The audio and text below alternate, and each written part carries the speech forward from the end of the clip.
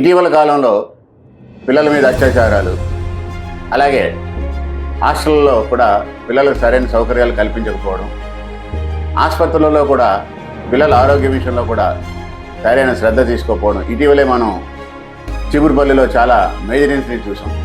శ్రీ శిశు సంక్షేమ శాఖ మంత్రి మన జిల్లాలో ఉన్నారు.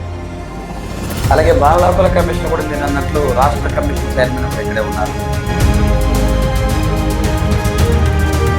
బాలల హక్కులు అనేవి ఉల్లంఘనలు మన విజయనగరం జిల్లాలో విపరీతంగా జరుగుతున్నటువంటి సంఘటనలు మన కళ్ళ ముందు కోకల కనిపిస్తున్నాయి.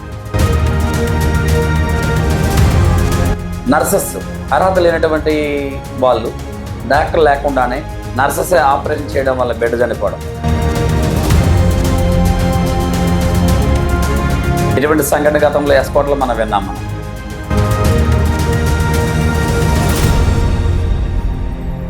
బాలల హక్కుల కమిషన్ తక్షణమే స్పందించాలి. స్పందించడం అని అంటే దాని అర్థము సందర్శించడం మాత్రమే కాదు, వాళ్ళ తప్పనిసరిగా సుమోటోగా కేసును నమోదు చేయాలి. సుమోటోగా కేసును నమోదు చేసి వాళ్ళకి సమన్స్ ఇచ్చి అది ఎందుకు జరిగిందో దానిపైన విచారణ, సమగ్రమైన విచారణ జరిపించాలి.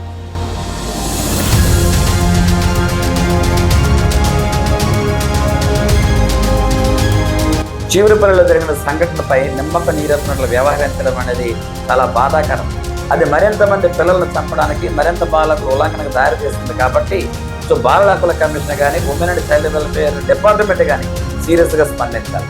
ఇంకా సాధ్యమైతే బాలల హక్కుల కమిషన్ నేరుగా పోలీస్ స్టేషన్లో కేసు వాళ్ళ మీద పెట్టించే ప్రయత్నం చేయాలి. తద్వారా మాత్రమే నిందితులకు భయం అనేది కలుగుతుంది. ప్రతిదీ ఫాలో అప్ చేసుకుంటూ వెళ్ళాలి. కానీ ఈరోజు వాస్తవానికి ఏంటంటే డిస్ట్రిక్ట్ చైల్డ్ ప్రొటెక్షన్ యూనిట్ ఎన్ని కేసుల్లో ఫాలో అప్ చేస్తుందంటే నిల్.